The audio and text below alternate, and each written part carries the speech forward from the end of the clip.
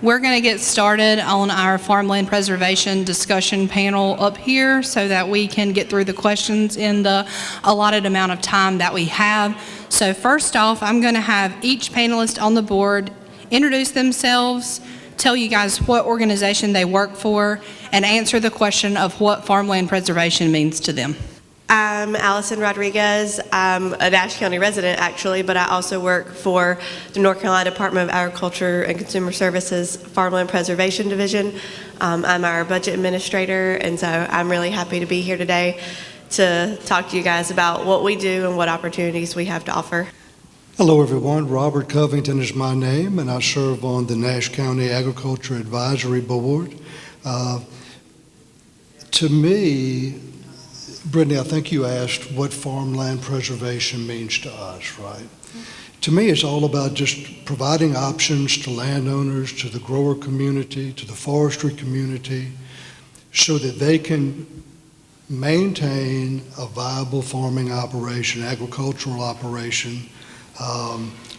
We're so lucky here in North Carolina to have the support of people like the North Carolina Department of Agriculture, other resources, soil and water conservation. Obviously, we have the good resources of FSA, NRCS, USDA, and our cooperative extension group. Where would we all be without all this wonderful information that's available to each of us as citizens here in North Carolina, and in particular in Nash County? There's so many areas of expertise. One thing that the Ag Advisory Board has been focusing on is looking at ways to, first of all, make sure that land is available for the agricultural community to operate their businesses, to grow and to be prosperous.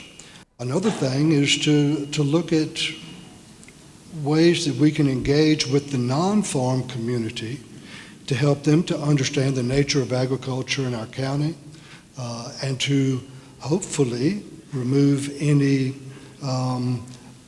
opportunities for conflict between the non-farm and the ag community. And I think something that's hit our radar very recently is, and again, preserving farmland.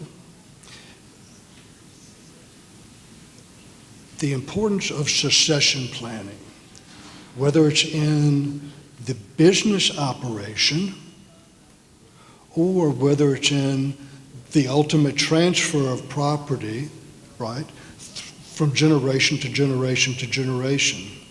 And so creating those kind of, providing options, making folks aware of options to ensure that people can choose the best approach for them in their particular situation, I think is just critically important. Also, I realize I did fail to introduce myself before we started on this, but I am Brittany Pendleton, and I am your field crops agent for Nash County. I also do my very best to facilitate the Nash County Agriculture Advisory Board, which oversees our VAD program and also our farmland preservation efforts in our county. And we're very fortunate for everything that they're doing. So without further ado, we're going to get started on the questions. And when Mr. Scott gets here, if somebody can usher him to the stage, because he will not come up here willingly. Okay, so number one, explain what your organizations do to serve landowners considering farmland preservation, if each of you can provide an answer.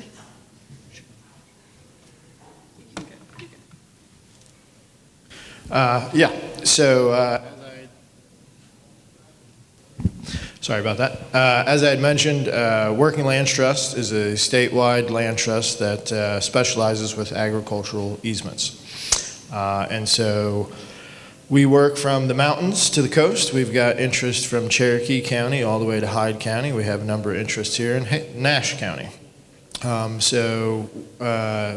What we do to help landowners and farmers, our mission is food and fiber.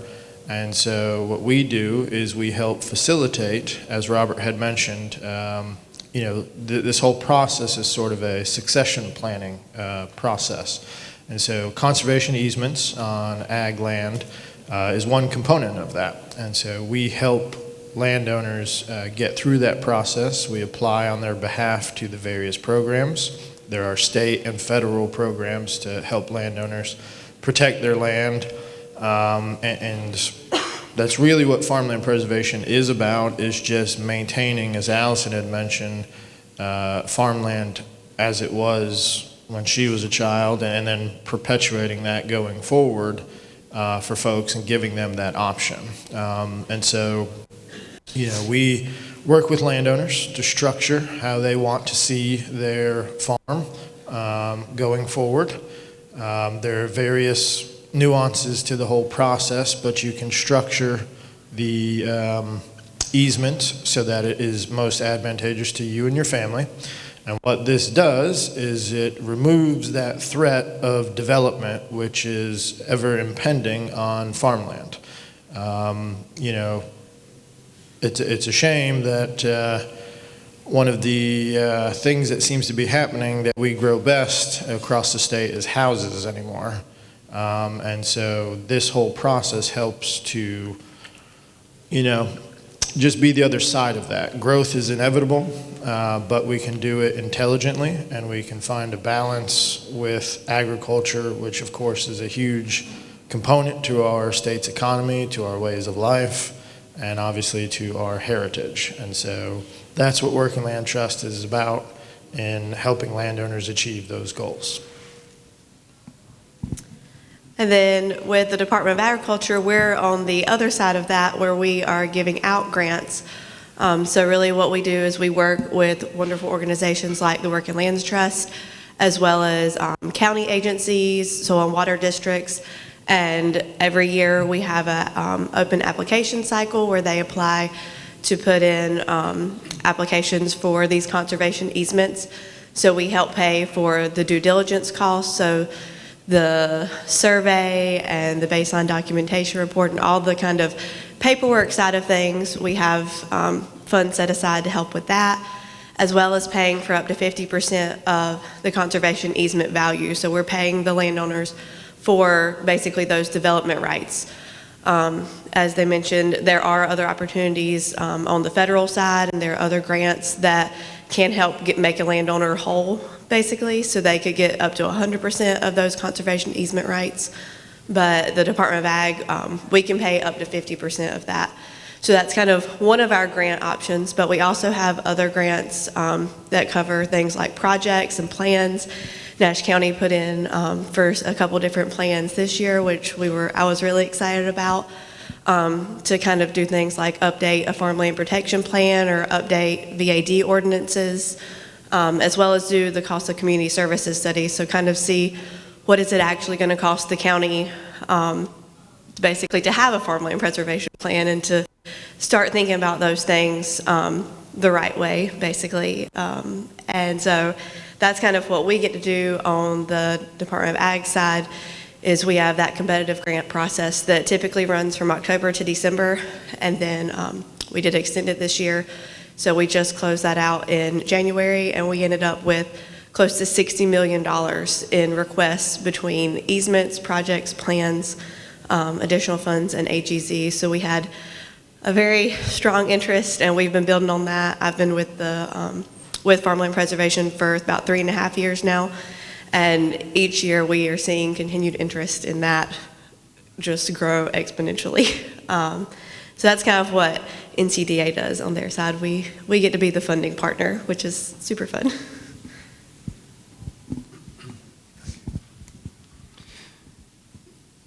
With regard to the Agriculture Advisory Board, the county commissioners created that body back in 2009 for the primary purpose of managing the Voluntary Ag District Program and the Enhanced Voluntary Ag District Program.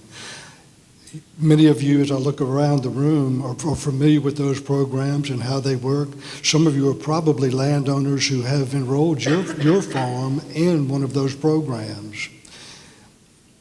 In addition to that, the county commissioners also asked the board to make recommendations with regard to ways to promote agriculture enhance the success opportunities for those in the agricultural community, and to engage with the public.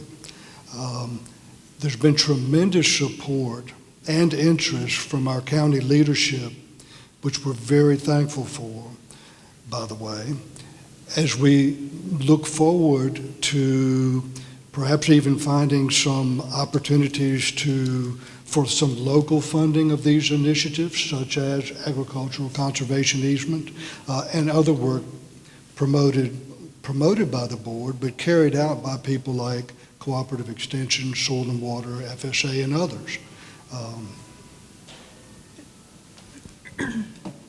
Okay, so moving a little bit further, Allison, I know you really gave us a deep dive into the grant situation, so if you kind of want to start with this one and maybe go a little bit further. But question number 2 is, what financial support might you offer that can help landowners in these situations? Yeah, so I spoke a little bit on that. Like I said, we do conservation easement grants that can help pay for those due diligence costs, and then up to 50% of that conservation easement value. So we've seen in the past, those have been capped at about $500,000. Last year, we removed the cap on those applications because, as we all know, the price of land is going up and it's not going to stop anytime soon. And so in an effort to kind of listen to what our applicants and our grantees wanted, and an effort to kind of not have to parse out so many phases of applications, we did remove that cap last year. And some of the applications I've looked at just in the past 2 weeks are like $2 million applications. So, I mean, you're looking at 200 acres of land that we're going to preserve, and it's going to cost probably close to $2 million to do that. So that's kind of where our funding sits. We are fortunate to have recurring dollars from the General Assembly. We don't have nearly enough recurring dollars to do everything that we need to do, so please reach out to your local representatives and senators and tell them that you would love to see farmland preservation get more funding, just from the state as a whole, but then we also see that at the local level, but I'll hold off on that for a little bit. But yeah, our grants are really our bread and butter. So, excuse me. As Brittany had mentioned, there's a cost to doing this. Sorry. And as Allison had mentioned, there are various components that are needed for the easement to go into place. Surveys, components that the applicant is responsible, baseline documents, appraisal costs, legal costs. And so our primary method of helping with those costs is going for the grants. As I had mentioned, there are grants through the North Carolina Department of Agriculture as well as the United States Department of Agriculture. And those grants, obviously nothing is a guarantee, but if you are able to secure one of those grants, it pays for pretty much all of the costs associated with an easement. Which is not to say that there can't be other costs that go over some of their budgeted items, but so that would be the primary way of helping folks out with that. But we also go after various other grants to help facilitate the process. The North Carolina Grange has a great grant program that's in its 3rd year, if I'm not mistaken, where they offer funding to help facilitate VAD programs on the county level, as well as any awarded conservation easement. So there are numerous opportunities out there to go for, and that's why it's important to have that a great relationship with the landowner, and then just to be active and try to find those. We also are in the beginning stages. We have what we call a buy, protect, sell program, which is reliant upon some grant funding, but also we are a nonprofit, so donations from benefactors. And we just initially completed our pilot one of those, and we call that our Land Access Fund. And we use that for these buy, protect, sell, but also in cases of overages on awarded grants, or there are more than you think a lot of people who don't necessarily want compensation, but want their land protected. So there are a lot of donated easements, and unfortunately, you can't donate the easement and it not come with a cost. You still need all those components, which means you're still going to have some funds to cover that donated easement. And so, like I said, that would be where we would try to basically shoot for every grant that we can, just uncover every source of funding that we can. And then we also work with counties and soil and water districts on looking at ways to have local funding, because any one pot of funding is proving insufficient anymore. Land prices have gone up. The interest in the program has grown up. I was in this program back in '08, and so to see it have grown from '08 to now, I mean, once upon a time they had maybe 30 or 40 applications a cycle. Now they're doing 100 a cycle. So, it's encouraging to see Nash County start perhaps looking at some of these options, and in truth, that's going to probably have to be a component of these grants going forward, is providing local pot of money to match those monies, because in truth, as Allison had mentioned, it is a match program. They only pay up to 50% of that conservation easement, the landowner's matching the other 50%. There are ways to get federal matching, but it's a patchwork approach. I think is probably the most efficient way of actually getting the easement in place for folks. Well, Ryan, I think I'll pass the microphone back to you, because you actually made the comments that I was going to state. So, Oh, sorry about that. No, not at all. Thank you. It sounded much better coming from you. Well, is the local match, and so what you see now across the state, my job takes me all across the state. I'm actually based in Haywood County, and so I'm up and down the state all the time. And what you see is burgeoning interest everywhere, but you see a number of counties looking at these and trying to figure out ways to fund farmland preservation programs. And a number of them have adopted present use value rollback as a way to fund. And it actually is a pretty fitting way, because you get the rollback money when a piece of property comes out of present use value. And so if you were to use those funds to place a piece of property in perpetual farm use, it's kind of a fitting way to look at that. But yeah, there are a number of counties across the state that do that. Obviously, every county is going to be different and have different availability of funds. Wake County does it. Of course, Wake is Wake. They have quite a bit of funding available for them, but Wake does it, Union does it, Cabarrus does it, Alamance does it. So it's just becoming a popular option to provide that local pot of money, and then having that local pot of money allows Union County, for instance, we're working with them. They've decided that the state and the federal government work a little too slowly. So Union County wants to fund its own conservation easement farmland preservation program. And they have a fair amount of resources. And so they are going to do, they'll still seek the other funding, but basically to try to fast track help for their landowners, they're going to start their own program to start cranking out easements for folks. And so that would be the benefit of having local funding, not only as match, which a number of them do, but to actually have your own, because as Allison had alluded to, there's more interest than there is funding. So a number of these projects are not going to get awarded. And so, if those were able to fall back on local funding, that would be a way for Nash County to farmers in pursuit of a conservation easement. That was a great lead into question number 3. And you have to repeat a little bit of that just so we can repeat the question and they know. But I will say our board has done a great job of meeting with other counties that are really close to us that are doing a great job with farmland preservation efforts such as Johnston and Wake.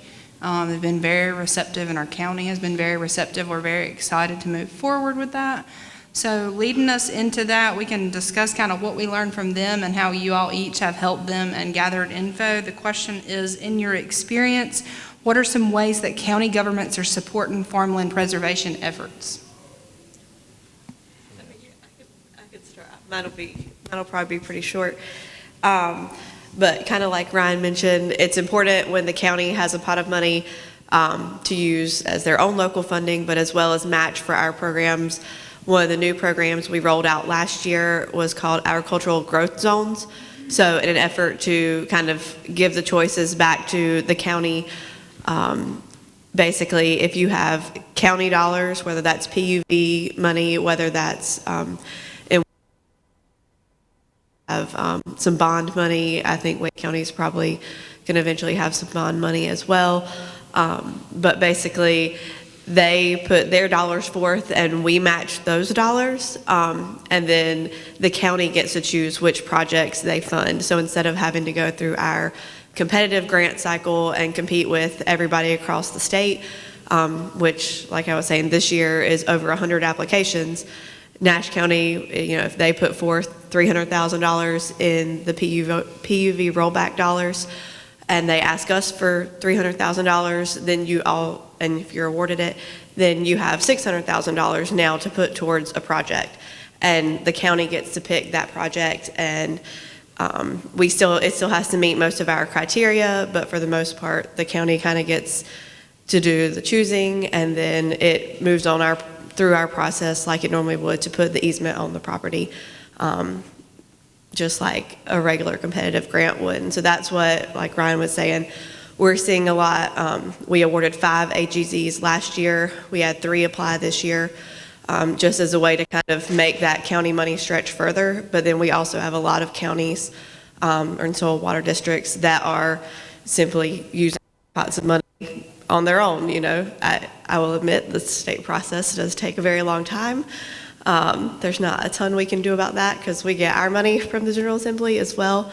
But we're happy to help support as much as we can, whether that's just sharing information about how to best use your money and kind of how the process works. But that's kind of where we lie on our side.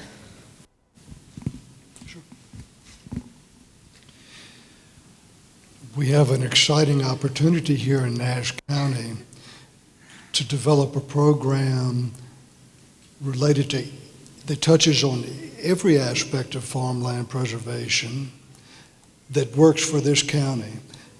And we're so thankful to have the resources from people like Working Lands Trust, the North Carolina Department of Agriculture, folks through the Cooperative Extension Network, and others. Learn more about what worked in other counties so that we can take those best ideas and then mold them and shape them, working with our county leadership to come up with the best program for this county. And I hope that there will be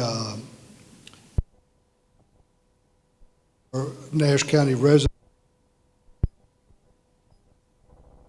by the fact that there is such interest and there is work being done toward that goal.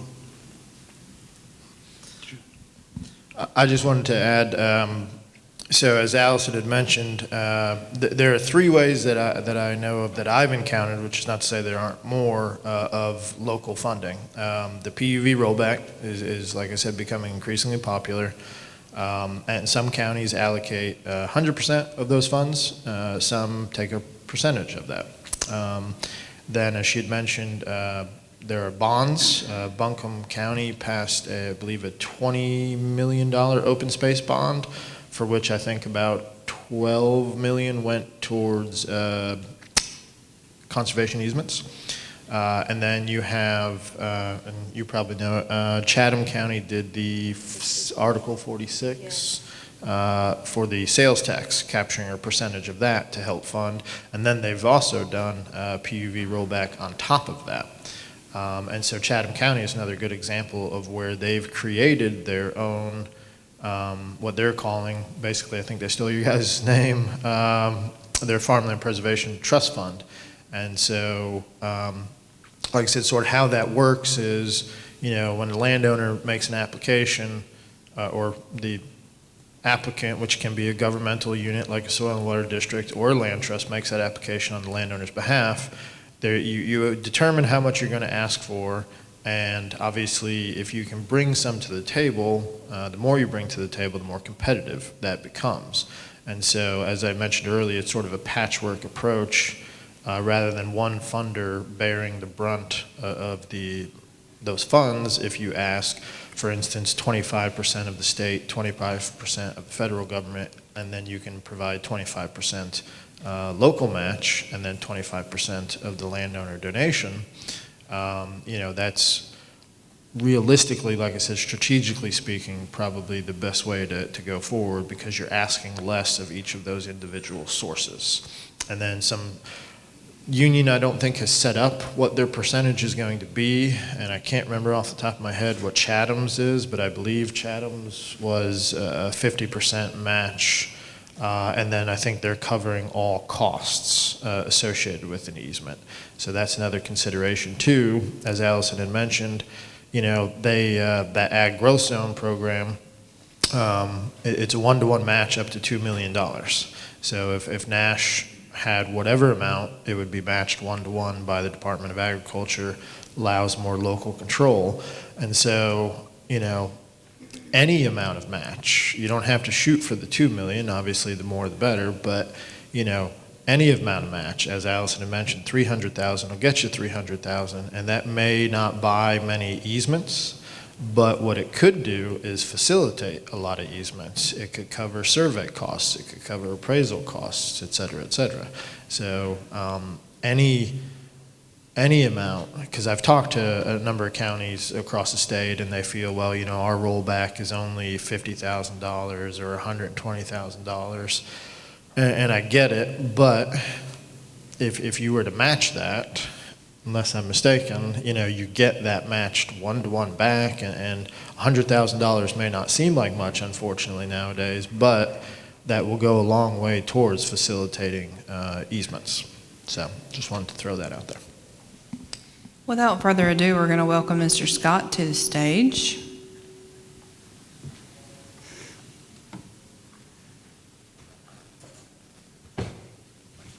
Good morning. Glad you made it. I'm going to ask your questions, and you're going to answer them to the best of your ability.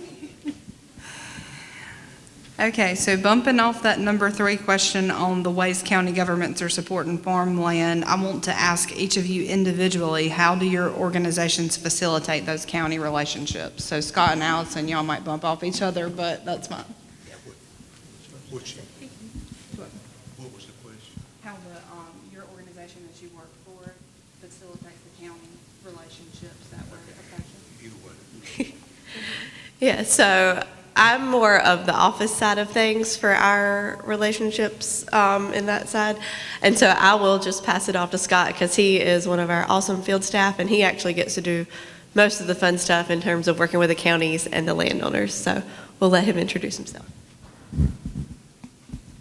Sorry I'm late. I spent an hour sitting in a traffic jam this morning on the other side of Durham. But with NCDA, the Farmland Preservation Division, we work with the counties, we work with the landowners, we work with the legislature, we work with everybody. We are the funding source that provides a major part of the funding going toward easement purchase for farmland preservation here in North Carolina. So we are involved with every entity in the process. We work with the land trust. We put landowners in contact with the land trust. Ryan works with a land trust. We work with him regularly. I talk to him every week, many times, 2 or 3 times a day. We try to, when we receive a call from a landowner, we provide that landowner information. We try to answer all the questions that we can. We try to put them in touch with the appropriate entity, be it a land trust or a soil and water district, to make an application on their behalf. And we are very much involved in the process with the landowner as well as the land trust through the application process. Then we are involved in the scoring and evaluation of those easement applications, and then involved in the state office with Allison's position, involved in getting to closing, putting the easement in place. Does that answer your question the way you want it? We can go into so much detail, but we'll all be here through the afternoon. If anybody has a specific question, we'll be glad to address it. I felt like I needed to stand up. I was sitting behind all this stuff. I couldn't see anybody and you couldn't see me, so I'm glad to be here with you today. You can cross that off to the next person to answer. Thank you. Would you like to go next? So as I've mentioned, we're statewide, so there's not a county that we don't want to work with, that we wouldn't love to see a farmland preservation program in. So the way we work with folks, either individually, and I am working currently with a number of Nash County folks that have shown interest in the program. And that's usually just how it starts. You plant the seed and you watch it grow, because one of the biggest obstacles to the program is just knowledge and awareness of the program. So things like this are perfect to try to get the word out, to inform folks, and then you watch that information spread, and that's how the interest grows. So whether it's the one-on-one, whether it's meetings like this, we've actually met with Nash County in early December, some Nash County folks, Soil and Water and Extension, to give just presentation about it. We also, across the state, again, we'd like to have one in every county, hold landowner outreach meetings. And so, because there's officialdom side of things where things can get very heavy, and then there's, the landowner side of things where they don't necessarily want policy this, policy that. They just want to know, kind of how things work. And so, so that outreach is probably the main component to answer the question of just trying to get the word out, meeting with folks, again, whether it's in a group or whether it's one-on-one. And then our organization actually works very closely with the North Carolina Foundation for Soil and Water, which exists to support the soil and water districts across the state. And I've been working and in touch with Cole Strickland, who's probably doesn't want me to name him back there, but he is here. Soil and Water is here. Of course, Extension is here. And so we work at facilitating and establishing relationships with those organizations to see what the local interest is and support is to establish a program and how that can be structured. And so currently we are working with a number of counties and districts across the state to establish a partnership to be most advantageous to landowners. We have one established with Franklin County where realistically speaking, only so many of these projects get funded, especially when dollars are limited. And so the Department of Ag limits the number an organization will get funded. So the more applicants there are, the better.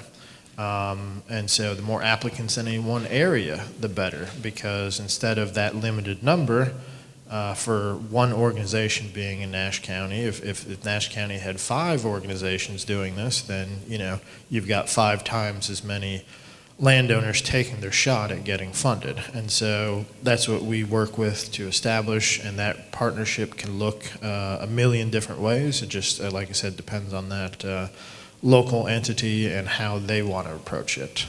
But at the end of the day, like I said, I think the big component of this is outreach and doing things like this, which is why it's great to see as many of you here today as you are. Brittany, really from the perspective of the advisory board here in the county, the real mandate is to understand the needs and interests of the grower community, of the citizens at large, as it relates to agricultural activities, right? And then from that, to help offer advice where it's appropriate, or to simply act as a conduit to lead folks to the right organization or organizations to satisfy their immediate need. So, again, I just can't thank enough folks like you all here on the panel, our county administration, others within the ag community, for that support. Okay, we are approaching our last question, and then we'll have time if the audience has any questions. The last question of the forum for this panel is, in each of your opinion, what is the local threat for not taking any action to promote farmland preservation efforts? Well, since I'm holding the microphone, I'll go first. I think that it's pretty well documented that the biggest threat locally, and keep in mind, we're talking about what's the value of agricultural, what's the value of agricultural production in Nash County? Give me a number. I don't have a number, but it's extremely large. Millions of dollars are contributed to the local economy, the state economy, through agriculture. Thousands of people are employed in agriculture. So there's a real economic threat to the loss of farmland and viable agricultural businesses. It seems that sprawling residential growth very often moves into productive farmland. And so having a good plan to manage residential growth while maintaining opportunities for the grower community is a real challenge and opportunity, by the way. Because I think anyone in the room would agree there's room for both. So it's doing it in the right way. Scott, would you? I think the number one threat that you look at by not taking action is ending up in a situation like Wake County and Mecklenburg County. Wake County has a very active farmland preservation program, but it's a brand new program. When you drive into Wake County, on the borders of Wake County, you can still see some farmland. But as you get closer to Raleigh, it totally disappears, there's none left. Now they're trying to preserve open spaces. Preserving farmland preserves open spaces. Those people who are there like to see those open spaces. They appreciate those open spaces. So our program in preserving farmland does work with many other economic development opportunities to make communities better. One of those is parks, open spaces, different things, protected waterways, but we can preserve some of those spaces to make community much more attractive to the individuals that are living there and those passing through. Charlotte Mecklenburg has gotten into the situation they are trying to put in some farmland preservation. There's almost nothing left to preserve. The thing that we see is that the first thing lost is the most productive farmland there. That's the most easy to develop. So by moving forward early, you have the opportunity to preserve what is most important to you, what is most productive, and what will be most beneficial going into the future. So if you've got any questions, I'll be glad to address those.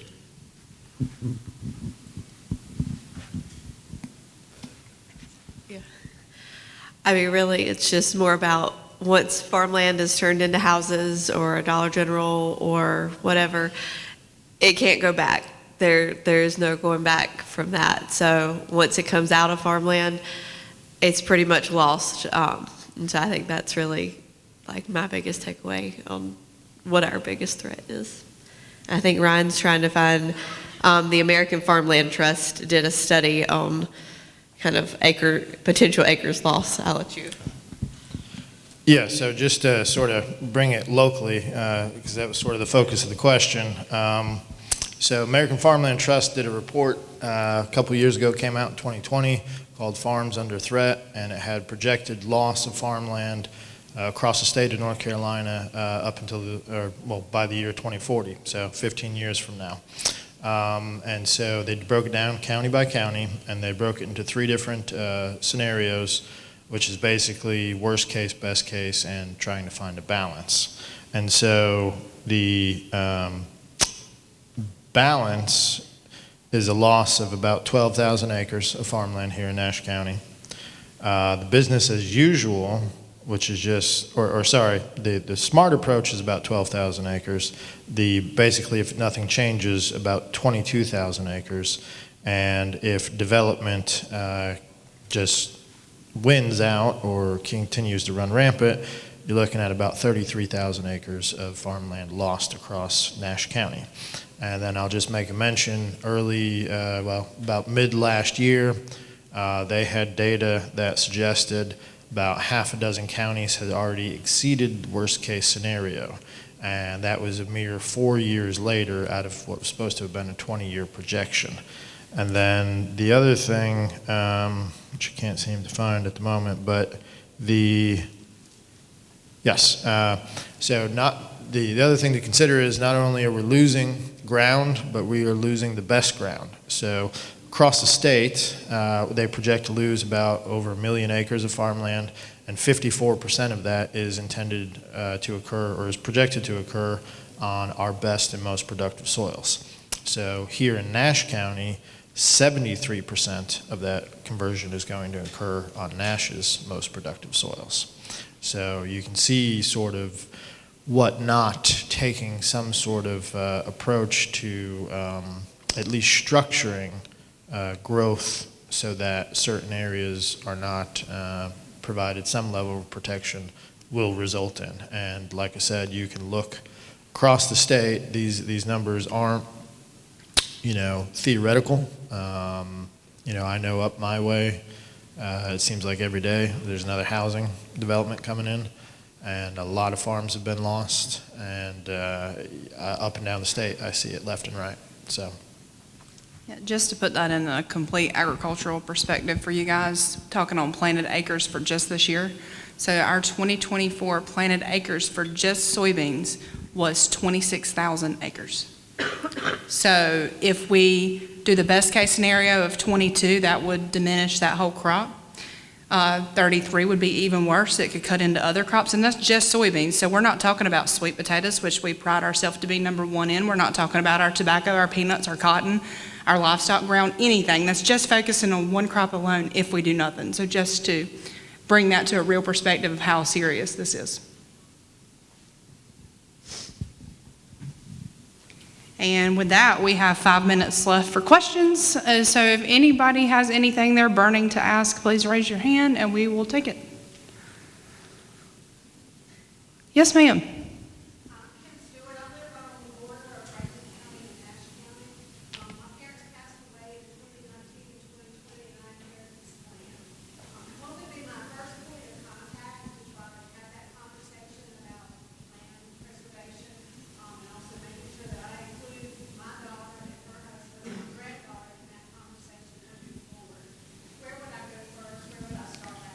Come to your extension office. We're in Nashville. See me, and I will put you in contact with Mr. Scott and Allison and also our board, and we can develop a plan together to see which route you should start at and what you should proceed with after that.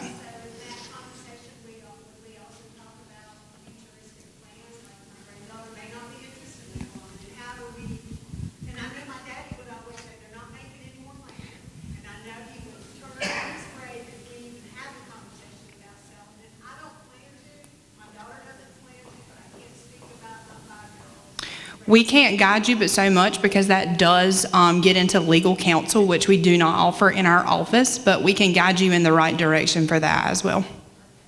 Yes, ma'am. Right, what you got? So how are we combat solar farms since that's government money as well? That's a good question, and currently we don't have a special thing for that. We're focusing under the development realm with all of that, but if we preserve it, it's going to be the same thing. Preservation is agricultural, forestry, horticulture, open land. You still have your hunting rights. The only thing you can't do is development. At this time, that is considered development because it does take away the concept of open spaces. Anybody else have anything to add on that? Let me address her first question. Mr. Scott is going to talk to you really quick. In talking about who to contact anybody with the Extension Office, Soil and Water Office. We communicate with them frequently. We also have on our website an opportunity to fill out a landowner inquiry form. Those are directed back to us with the NCDA field staff, so we contact the landowner. You enter your information, where your tract of land is located, contact info, and if you're in North Central District, which is here in Nash County, and you fill out one of those, you'll get a phone call from me. If you've indicated where your property is, I'll generally look it up, so I'll be familiar with that tract of land. When I talk with you, I will ask you questions about what your desires are and try to lead you to the right people to meet the needs that you have.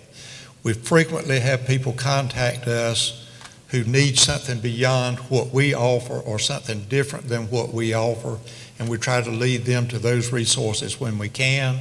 But if you are truly interested in farmland preservation, you will get to the right person if you will contact either the Extension Office, Soil and Water, go to our website. I don't have my cards here, but I'll put some out on this table up here. Everybody can pick one up. It's my cell phone. I do answer it. Also, just so you know, Soil and Water and Extension is housed together at our Ag Center if you didn't. So if you want to schedule a meeting and meet with us all together, please feel free to do that or stop by either office. I just wanted to make you aware, and I believe it's through Extension, but there's going to be what they're calling the Eastern Farm Succession School in Lenoir County on March 3rd. I think I can get some information about that to follow up on that. But, Nash and you guys probably have done things in the past similar to that. But, yeah, not sure We'll how have some convenient. stuff going forward, too. That's in the plan. Yeah, so just wanted to make everybody aware of that. They're having one in the western part of the state, but that's probably too far away to be convenient for folks.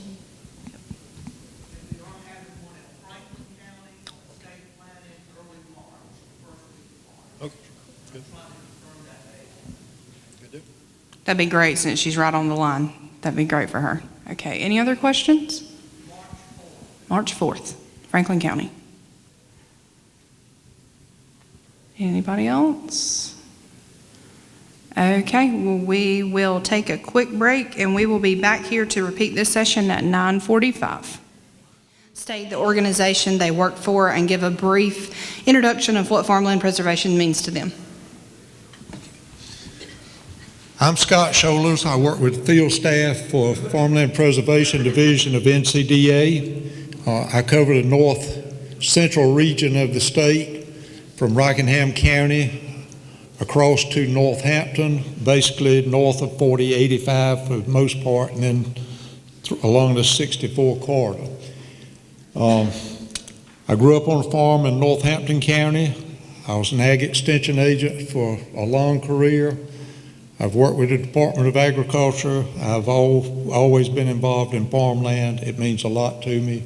And I really love working with farm families who want to preserve farmland. It's a real honor to be able to help someone reach the dream that they have of preserving a family legacy. Thank you, Scott. Hello, everyone. I'm Robert Covington, and I have the pleasure of serving on the Nash County Agriculture Advisory Board. I am a Nash County resident and have been since about 97, so almost half my life. And although I don't live on a farm, we are surrounded by farmland, and I wouldn't trade that for anything in the world. Brittany, you asked what farmland preservation means to us. And I think if we took a poll of the room, and I don't know how many people are in here, let's just say it's 75 people, we'd probably get 75 different answers, and they'd all be right, because To me, farmland preservation means every activity, every action, every engagement that we can take to help ensure the long-term viability of agribusiness and agriculture. And I think, to me, it's just that simple. So it's everything from academic and education, it's everything from scientific research, it's Farm Economics 101, it's succession planning to make sure that our farm business, agricultural business, will have a life when we are gone. And the same statement is true for the land on which those agricultural activities take place. To make sure that our best and most productive agricultural land will continue from generation to generation to generation to produce. My name is Ryan Manning. I'm with Working Lands Trust, which is a statewide land trust that specializes in agricultural easements. And as far as what farmland preservation means to me, it's about protecting the heritage of our state. It's about protecting the culture of our state and, of course, the economic benefits of agriculture in our state. And as Scott had said, there's nothing better than and more fulfilling than working with a farmer and a farm family, and you know that you've done something to help them preserve their legacy going forward. So. And I'm Allison Rodriguez. I work with Scott at NCDA in the Farmland Preservation Division.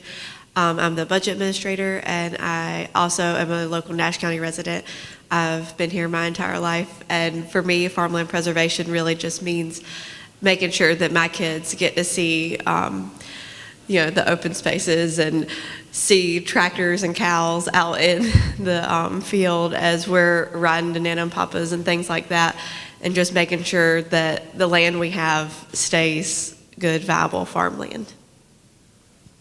Okay, unlike we did last session, I'm going to kind of group question 1 and 2 together because I realize a lot of you guys' programs are financial, even though you do other things. So question 1 is explain what your organizations do to serve landowners considering farmland preservation, and then also describe the financial support you might offer that can help landowners in these situations.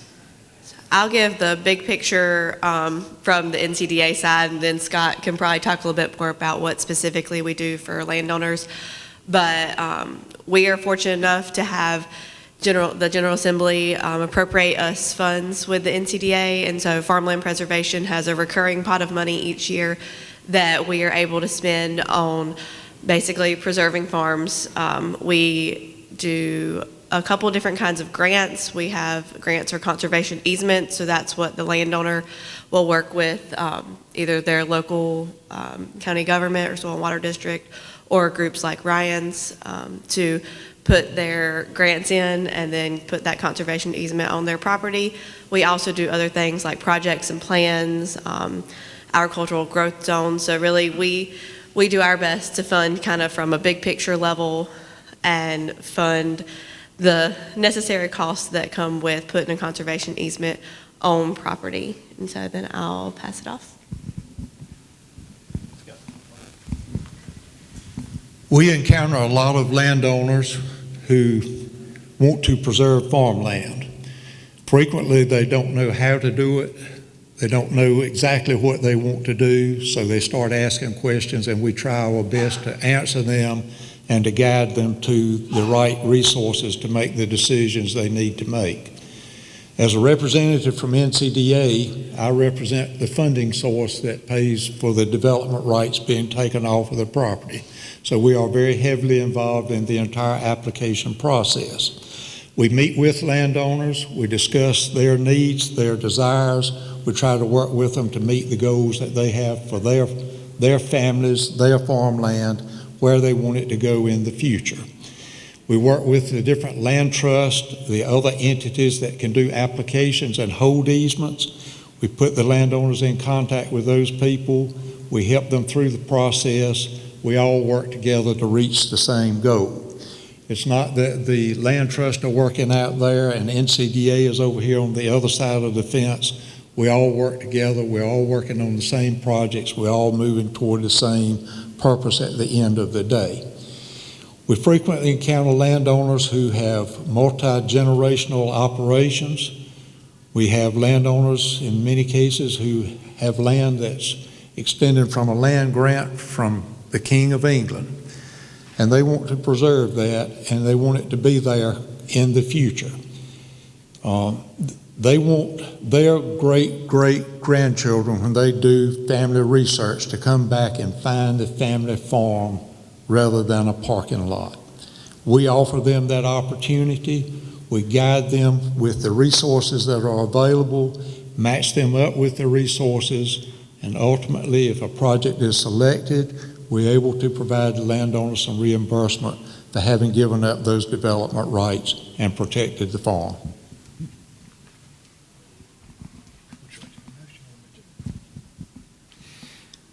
I mentioned that I'm on the Nash County Agriculture Advisory Board. So from that perspective, back in 2009, the Board of Commissioners created the advisory board primarily for the purpose of managing the voluntary ag district and enhanced voluntary ag district programs.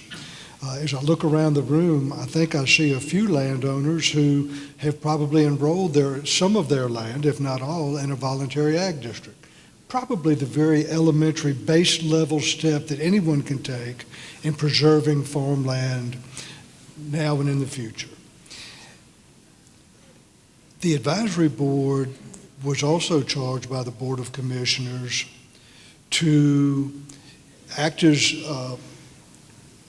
a sounding block for the community to understand the needs of both the farm and the non-farm community, and to make recommendations to the county administration in terms of programs and funding that might help to support those citizens within the county.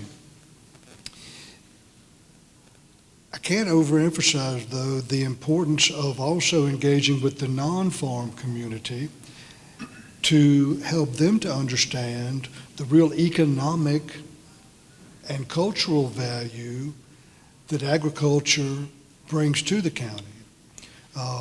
In terms of funding, I think was part B of your question. At the present time, there are not many local funding opportunities through the county. However, I do want to emphasize that we're working as we speak with county leadership to put in place a program that would provide some local funding that then can go and marry up with funding through other resources, such as our friends at the state, through grants, through other nonprofit and other organizations, to help fund farmland preservation initiatives, even to the extent of farmland preservation as it means to an individual producer or landowner. So I think that wraps it up. So as I had mentioned, work for land trust, and so there are all different kinds of easements, but we specialize in agricultural or working lands easements, which are generally, the spectrum of easements are more restrictive to less restrictive, and ag easements are designed to be as less restrictive, least restrictive, and least intrusive, so that that producer can keep farming the land. And so we work with folks either one-on-one or we meet with groups. We do things like this where we just try to get the word out about the various options that there are that fall under that umbrella of farmland preservation. And that looks a little different for everybody. Some people are very interested in easements. Some are, steered more towards voluntary agricultural districts. Some are, it's just about setting up a succession plan. So we try to work with folks and give them the tools that they need to go forward and best, like we had mentioned earlier, protect their legacy and steer folks in whichever direction is best for them. But as far as the funding, we apply for the various programs on the landowner's behalf. That's the way the system works. The landowner cannot do it themselves. They need an applicant. And so an applicant can be a governmental organization, or it can be a nonprofit like a land trust. So we act as that applicant to these various programs. There are state programs, there are federal programs, there are local programs in some cases. And those are the pots of money through which you draw to fund these conservation easements, because the big ticket item, of course, is going to be that easement purchase price, but there are various other associated costs that some grants cover, some don't. And so we basically strategize how best to get as much of that cost covered by these grants. And like I said, whether that's state funding, federal funding, local funding, private funding, we just try to play that game so that it structures best, makes the most sense for that landowner. Okay, and since your question was so great answering it last session about county governments and the funding together, we're also going to group 3 and 4 because I think it's better answered that way. So number 3 is, in your experience, what are some ways that county governments are supporting farmland preservation and efforts, and how does your organization facilitate these relationships? And so once again, NCDA is kind of on the funding side, and so we get to support county organizations basically by helping being a funding partner. We have been fortunate enough that in the last year we have put out there something called an ag growth zone, and so this is a way that we can kind of help match those local county dollars and make them stretch even further. And so we have a lot of counties across the state who put forth money in different methods, whether that's through a bond or using PUV rollback dollars, or really just maybe they just set aside some of their general fund money because they really believe that farmland preservation is important for their county. And one of the ways that we can kind of help that is by using that those AGZ dollars to help match those and help them stretch further while still giving the county some flexibility in how they can basically choosing which farms they get to preserve within the county. The alternative to that is that the grantee would have to go through our competitive process, which I didn't mention earlier, but we have this past year, we just closed out our competitive grants, and we had 116 applications for easements, which is awesome, but also that is way more applications than we have any sort of money for. We had $60 million in requests for all of our grants, and so like I said, majority of that is easements. We do have a couple other types of grants, but probably 45 million of that is just easement requests, and we don't have anywhere close to that kind of money to spend. So if we have county dollars that we can kind of help marry up with some of what people are asking from us, that'll help preserve things here in that specific county. So just to follow up on that, so the ways that I know of that counties are participating in this are, as Allison had mentioned, PUV rollback, which again is sort of a fitting approach to something. You pull a piece out, you put a piece in kind of approach to farm use. And then there are bonds. Buncombe County passed, I think, about a $20 million bond, of which $12 million, I believe, was dedicated to farmland preservation. And then Chatham County, I think it's the only one I know of, but there may be others, passed Article 46 to capture a percentage of the sales tax to help fund their program, and then they also have recently done a PUV rollback. So the idea, of course, is just to create that local pot of money, because the way this program tends to work, especially now that there's a huge interest, which is awesome, but that interest also means there's quite a bit of requests, as Allison had just mentioned. So the way to strategically go about it is a sort of patchwork approach of matching pots of money with other pots of money. And so, we are able to ask the state for a certain percentage, we're able to ask the feds for a certain percentage, and if we can throw a local pot of money into that, it makes everything more competitive. And it also, as Alice had mentioned, the growth zone program allows a bit more local control and steering of the priorities, because when you're doing one of those, you basically take a look at the county and you say, well, where is agriculture very prevalent in the county, and where do we want to really sink the dollars to help protect that county? And so you draw up a plan that can look at that. And so that's like I said, that patchwork approach that's why it's incredibly important that local entities start at least looking about or talking about putting together a pot of money to go forward. And my job takes me all up and down the state, and you see that happening quite a bit. There are probably a dozen-ish counties that do the PUV rollback. More and more talk about it every day. And obviously, that is going to change county to county, but that could be a very good beginning. I talked to one county and they had said, well, maybe it's only about $50,000, which isn't much in the grand scheme of things, but $50,000 is better than nothing. And then if you go for the ag growth zone, it's a dollar match, so you'd be looking at $100,000. And as I had mentioned earlier, there are various costs to these programs, and so that might not be enough to do the whole easement, but it is enough to help facilitate the easement process, pay for a survey or pay for legal work, that kind of thing. So did you pair the local threat thing to this? Not yet. Oh, okay. No, All right. not yet. Hold tight. Getting ahead of myself. Scott, would you like to go next? Okay, looking at funding for farmland preservation, I think we need to look at two different perspectives. You looking at funding as a landowner or looking at a way to be reimbursed for giving up your development rights. And we've mentioned here with the discussion several different ways to come up with funds to do that. The legislature provides what the Department of Agriculture can work with. Then we work with the land trust to locate other funding sources to support the landowner. Those may be NRCS funds.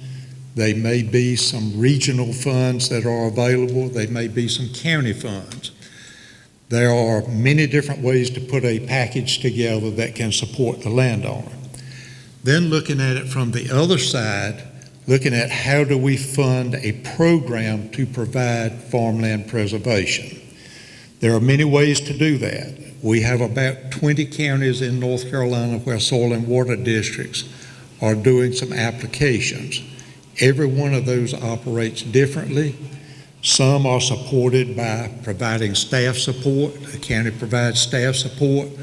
They've hired some actual positions to work with farmland preservation to do the applications, to go through the process, to get to easement closing, and to monitor and manage those easements going into the future. There are also, as Ryan had mentioned, some county appropriation dollars to support the due diligence efforts to get to closing on a project. And with these 20 counties that are out there, almost every scenario that you can think of has already been addressed.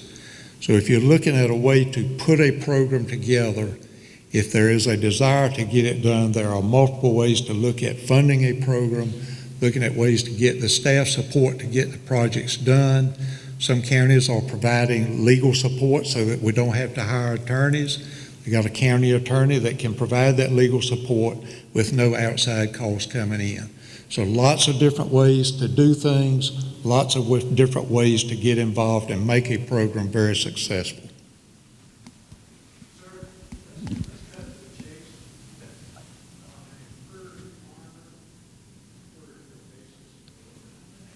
I'm sorry, I cannot hear you.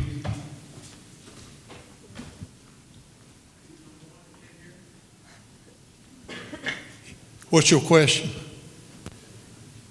Let's cut to the chase. On a per farmer or per acre basis, what kind of money are you talking about to establish these preservation? Okay, I'm going to try to answer his question as briefly as I can and not give you any real details. A simple way to look at this is we talk about reimbursing the landowner for development rights. The simplest way that I can describe that to you is for you to look at your tax card. Your tax card, when you got your bill or your statement from Nash County, had on it a county tax appraiser's value. Let's say it's $500,000. You as a landowner probably have your land enrolled in present use value taxation, and you're probably paying taxes based on that property being worth $100,000. Would that not be a reasonable assumption? That gives you a description of where the numbers are. The difference between those two numbers is a deferred value, $400,000. NCDA is limited by state statute that we can pay you 50% of that deferred value. So in this made-up scenario, we would write you a check for $200,000. We would pay the closing cost, we would pay the attorney fees, we would pay the due diligence efforts to get the environmental study done, all those types of things. Okay, the other half of that is considered a landowner donation, that other $200,000. That's why Ryan is talking about matching up with these other funding sources to make up with that difference. I know your tax card is not representative of what you think your property is worth, so we allow you as a landowner to go hire a real estate appraiser to determine real numbers for real true property value and an estimate of what that property would be worth with an easement put on it. Then we work with the difference between those two numbers. That's as short as I can get it to you, but we do work with real numbers. Yeah, sure. Mr. Keaton, did that answer your question? Okay, yes, sir. So I just wanted to follow up on that real quick. I know the numbers matter, and I get asked that question very frequently. The truth is there is no average. Every area of the state looks a little different. Every county of the state looks a little different. Within a county looks a little different. So as Scott had mentioned, a good way to give you a ballpark figure is to look at that tax card and look at that difference. And then I just wanted to mention you're not selling the property. So that top value, people think, okay, well, I've been approached by a real estate agent. They're telling me I can get $20,000 an acre. But that would be if you're selling the property. You are not selling the property. You're selling a certain set of rights to the property, the development rights to the property. So that's why you're not looking at the top value, you're looking at a difference of values. And so it's important to just remember that it's not that top market value that a developer or somebody else is offering you. It's that difference of value of those development rights. And the best, most accurate way to gain that value is to get an actual appraisal of the property to tell you that value.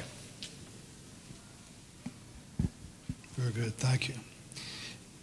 From the perspective, again, of the advisory board, here in Nash County, as we speak, we're working with our county administration and the Board of Commissioners to come up with a program, an all-encompassing program related to farmland preservation that works here in our county. There are a number of options that will ultimately be available to every landowner so that they can choose a path that best suits their personal need. We're so lucky to have folks like our co-panelists up here who bring that experience and expertise, bring so many different ideas for what has worked and what has maybe fallen a little short in other areas of the state. So we have just a tremendous resource as we, again, develop a program that fits Nash County and its residents. I don't know a specific timeline on having those recommendations formally presented to county leadership and for their ultimate approval. I would say within the next 2 to 3 months that should happen. I will also say that in that recommendation, we are looking for a source of local funding. Local funding would help Mr. Vandermark bridge that gap potentially in the values stated for land, but also provide funding for other initiatives within the county to provide information to our farm and non-farm residents. The added benefit, and I think this was alluded to by my colleagues here, having local funding in the mix, in the pot, if you will, the pool of funds, really raises the scoring for any given project within the county and makes it more likely to be able to take full advantage of these outside sources of funds. So it just self-perpetuates in that way. Okay, bringing it back with our last question for the panel. What is the local threat for not taking any action to promote farmland preservation efforts?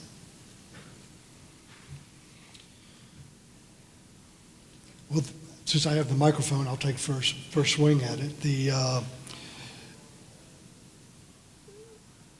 There's an potential economic loss. The agriculture community, remember, we're including horticulture, agriculture, animal husbandry, forestry. It is a huge economic driver within the county that employs thousands of people every day and every year. The loss to that has a very direct and in many cases around the room personal impact on all of us. So anything we can do to help preserve and protect that industry, right, and those jobs is wonderful. And we're compelled to do so. You know, in terms of a specific threat, it seems that not just in Nash County, but elsewhere, residential growth tends to creep into your most viable agricultural land. And so finding that right blend of, folks have to have a place to live, right? But finding that right mix of opportunities for residential development along with continued agricultural production and growth is going to be a real challenge. And I think there's a solution there. It's not clear to me exactly what that might be. Would you like to go? So we all know North Carolina is growing. We see it every day, and that's a great thing. I think we're voted #1 most business-friendly state in the country. I think over the past few years, we've been numbers 2 and 3 in population growth. But growth, as great things as can be brought with it, often comes at an expense, and as Robert had said, a lot of that expense tends to be farmland. So if you've not seen this report, I encourage you to Google it and look it up. It's called American Farmland Trust's Farms Under Threat Report 2040. And back in 2020, they had created this report that showed projections for loss of farmland in North Carolina.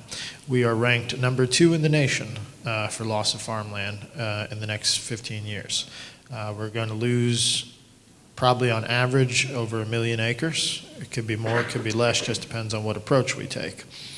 They broke it down county by county, and I feel like a broken record, but at the last session, we talked about those numbers. So for Nash County, they did 3 scenarios, best case, worst case, and trying to find a balance. And the best case scenario was about 12,000 acres of farmland gone.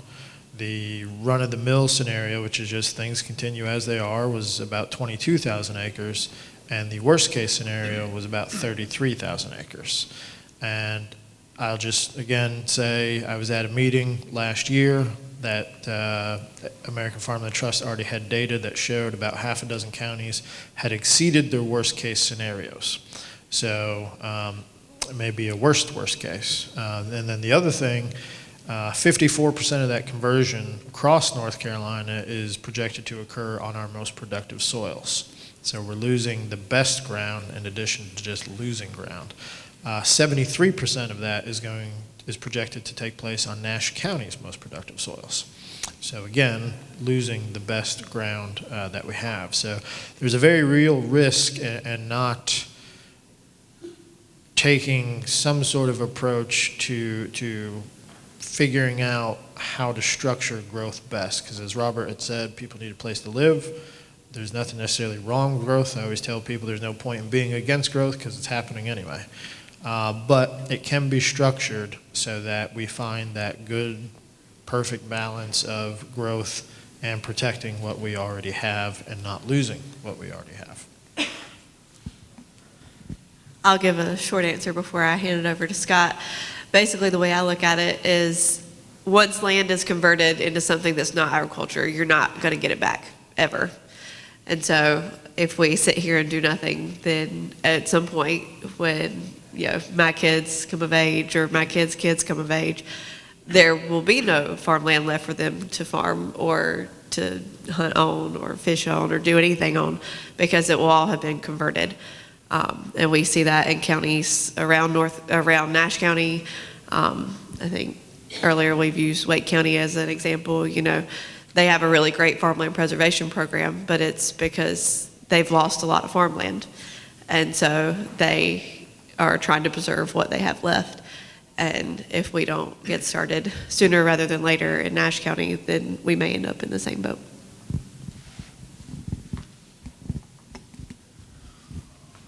I think the threat of not being proactive on farmland preservation will lead you to right where Wake County and Mecklenburg County are already. I know every one of you drive into Wake County and for a few miles you can see a couple of farms and that's it. Wake County has a very active farmland preservation program, but it's only 3 or 4 years old. They started too late. There's almost nothing left. Mecklenburg County is putting a program together right now. You can count them on one hand what they can find to preserve. So you don't want to be there. You as a farmer, do you want your farm to be operating and productive in the future? Can you haul a load of sweet potatoes through downtown Raleigh? You can't do it. So that's the type of things that I think we need to be proactive for and where we're headed if you don't look at some farmland preservation and making things suitable for agricultural production to be productive and profitable going into the future. We've mentioned the American Farmland Trust several times. It was a very comprehensive study. The computer technology now allows you to address every parcel that changes hands. They've done that. They've got the maps that show every parcel of land that's changed hands. They've painted them red, and the state of North Carolina looks like a bloodbath. Looks like you just finished a hog killing. The projected land loss in North Carolina by 2040 is the estimated to be the exact size of the state of Delaware. When you take the state of Delaware and place it on a map of North Carolina, it takes out about 20 to 25% of the entire state. So we're looking at developing the entire state of Delaware in North Carolina by 2040. That is a tremendous impact.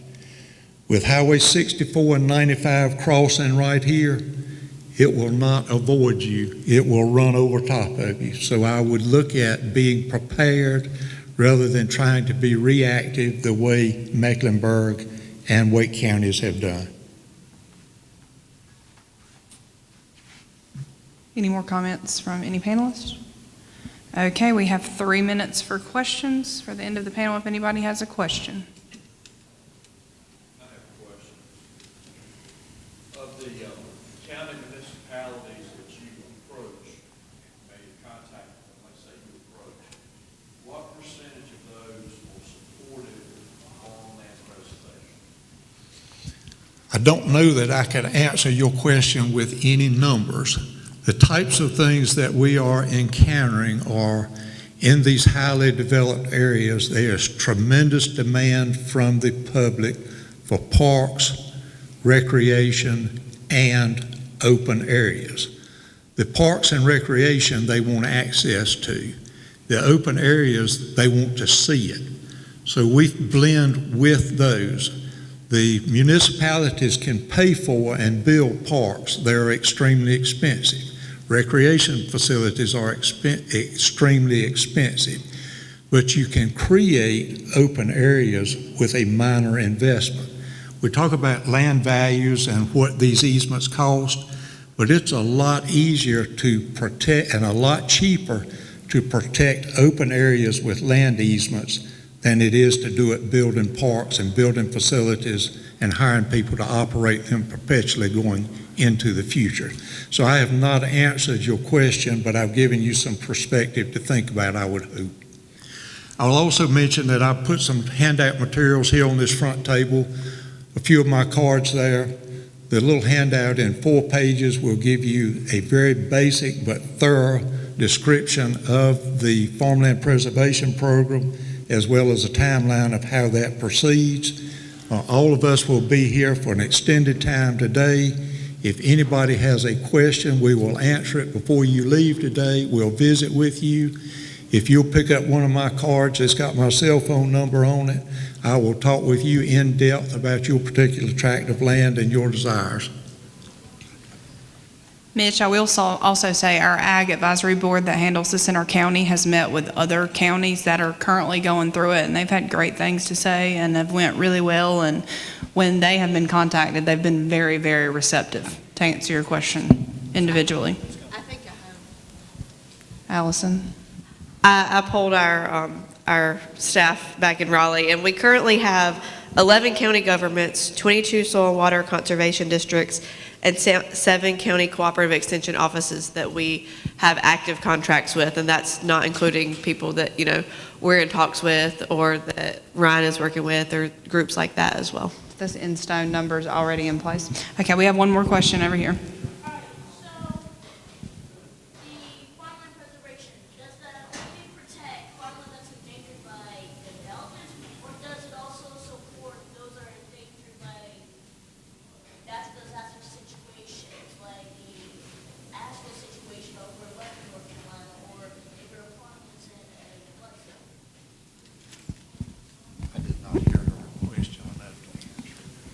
So I'm just going to stand because I didn't see who asked. Okay. So it is primarily probably designed to respond to development threats, commercial and residential development threats. But as far as any sort of natural disaster, like what happened in Buncombe in the western part of the state, and I believe there was an easement or two that actually got damaged by the storm. You know, there's obviously, you can only be reactive to that rather than proactive to a lot of the time because you'd be responding to a particular event. I mean, I guess you could take proactive steps, but it's kind of hard to predict where that might fall and what particular threat might be facing any particular farm in regards to climate. But it's part of, I guess the short answer is it's part of, it would be a factor in the consideration of any award. And then going forward, given that some of these easements have been damaged as a result of Helene, I know, and Scott, I think maybe, or Allison might be able to speak to it a little bit better, that the Department of Ag, as well as the federal government, is going to have to take a look at that because, you know, it's about protecting the soils, primarily the productive soils. And so obviously if you had a flood event or massive erosion or whatever, a lot of those soils have been washed down the river in some cases. And so having to figure out a way to restore that, to bring it back to that conservation value, I know that's just going to be something going forward that they look at.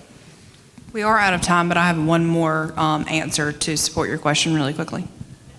In addressing environmental issues, the Department of Agriculture has done some grant applications to NRCS. We had a $6 million grant that was, I think, about 6 years ago for the Cape Fear River Basin, where we were targeting highly developed areas near municipalities, particularly to slow down the rapid development, to prevent impervious surfaces by retaining farmland. When you retain an impervious surface, when you put in an impervious surface, you create runoff. When you allow farmland to remain, you increase infiltration and reduce the runoff. There was also a project done in the Nash River that is still in operation. There's a new one just starting this year in the Lumber River. We've applied twice for the Tar River, have not been funded, but we are addressing runoff issues and flooding issues by trying to preserve the infiltration rate and the infiltration of water going into the soil rather than running across the surface. Okay, our panelists will be here for the duration of the event, so if there's any more questions, you guys find them and ask them as you see fit. Otherwise, let's thank our panelists and thank you guys for attending.